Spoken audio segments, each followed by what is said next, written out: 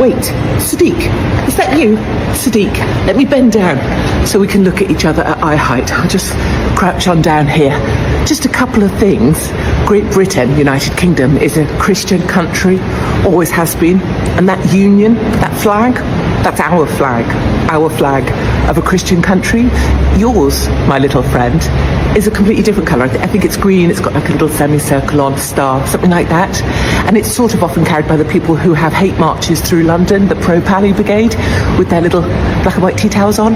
So anyway, darlings, just remember, Union flag belongs to British people, Christian country. And for too long we have rather tiptoed around the cultures that choose to join us, and not enough time standing up for the culture others, like you, chose to join. That's it, darling. Be careful you don't bang your head on the edge of that table when you leave, okay? Katie Hopkins' remarks reflect a deliberate attempt to frame national identity in starkly exclusionary terms. By singling out Sadiq and contrasting Britain's Union Jack with an imagined green flag, associated with Islam and pro-Palestine demonstrations, Hopkins sets up a binary opposition.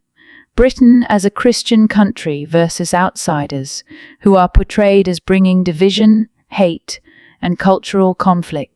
This rhetorical device isn't accidental. It plays directly into culture war narratives, where symbols like the Union Jack are redefined not as inclusive emblems of a diverse nation, but as boundaries that mark who is truly British and who is not. Her mocking tone, especially the condescending phrases like "my little friend" and the caricature of protesters wearing black and white tea towels, further underlines the intention to humiliate rather than to engage in genuine debate. It reduces complex identities and political movements into simplistic stereotypes, reinforcing an us versus them mentality. Hopkins' assertion that Britain has tiptoed around other cultures suggests resentment toward multiculturalism, presenting it as a threat rather than a strength. The speech ultimately is less about defending Christian heritage than it is about weaponizing identity for political gain.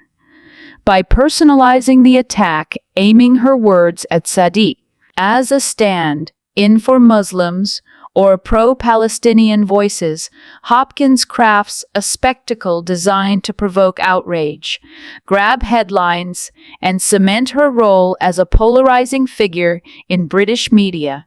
The analysis reveals that while she frames her words as patriotism, the underlying message is exclusionary nationalism wrapped in mockery and provocation. But I do want to make it clear that we have not sought to question Lord Mandelson out of a desire to frustrate the government or its diplomatic agenda. In fact, quite the opposite. It's our responsibility to scrutinise the Foreign Office to prevent exactly the sort of mistake from damaging Britain's reputation on the international stage.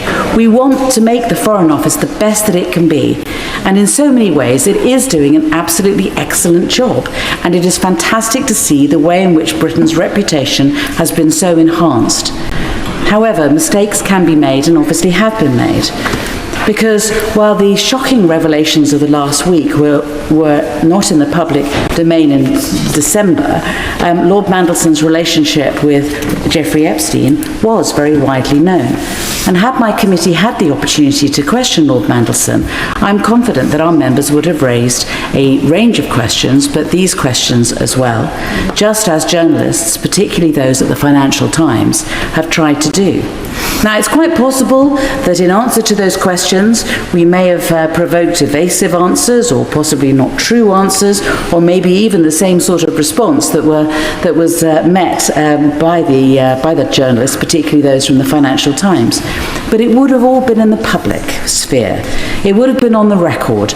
Lord Mandelson would have had the opportunity to tell the truth before the House.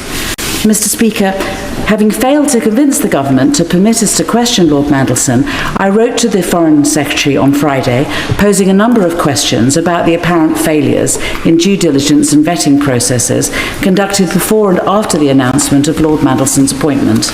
And these questions included: what concerns were raised by any agencies undertaking security clearance ahead of Lord Mandelson's appointment? What was a decision taken to dismiss any such security concerns? If so, Was such a decision taken by the FCDO? Or number 10, was any decision taken to suspend or alter the usual vetting requirements or the usual time frame for vetting procedures? And may I thank the Foreign Secretary for her prompt response to that letter, which I received this morning. And in her reply, she informs me that the initial due diligence process was carried out by the Cabinet Office Propriety and Ethics team before the announcement of Lord Mandelson's appointment, as has been widely reported. She assures me that the Foreign Office did not contribute to this process, nor were any issues raised by the FCDO as a result of the... I think this is quite important, and I'd like to have the opportunity to inform the House of this with clarity so that we all know where we stand, because I do believe that this contribution to the debate is an important one. It's not a party political one. It is just trying to make sure that we learn from what we've heard. So she assures me that the Foreign Office did not contribute to this process, nor were any issues raised by the FCDO as a result of this Cabinet Office process. So the question is this: did the Cabinet Office miss the glaring red flag of Lord Mandelson's relationship with Epstein, or did it fail to pass those concerns on, and if so, why? Exactly. The Foreign Office... Genuinely, guys, just give me a chance to put this before you. The Foreign Secretary's letter states that I genuinely hope that the honourable gentleman will give me an opportunity to put this before the House. And I apologise for speaking to them as guys. The Foreign Secretary's letter... Keep going, Emily. The Foreign Secretary's letter states that Cabinet Office due diligence was followed by the usual developed vetting, or DV process, carried out by National Security Vetting on behalf of the FCDO after the announcement of Lord Mandelson's appointment. This was, the Foreign Secretary says, conducted to the usual standard set of developed vetting. Now, career civil servants are regularly subject to such tests, and many have stories of their appointments being delayed or even prohibited because they've studied abroad, because they've married an Iranian, or because they were simply born in Belfast. So the question is this: does having significant information in the public domain about your relationship with an internationally prolific child sex offender not raise more red flags than simply being born in Belfast? Is a civil servant a greater risk to this country because they are married to somebody who was born in the Middle East, or because they were close friends with Jeffrey Epstein? Did the Foreign Office vetting process miss a glaring national security and reputational risk, or was it told to overlook it? Mr. Speaker, my committee's duty is to scrutinise the Foreign Office to make it the best that it can be. Neither the Foreign Office nor the Cabinet Office has shown itself to be the best it can be in the process surrounding this appointment. If I'll get to the end of this paragraph, and then of course I will give way.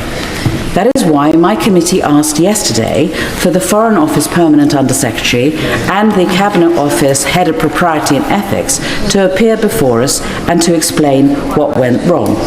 We have been told that no one is available before the recess, and we will continue to push for prompt and public answers. I give way to the Honourable.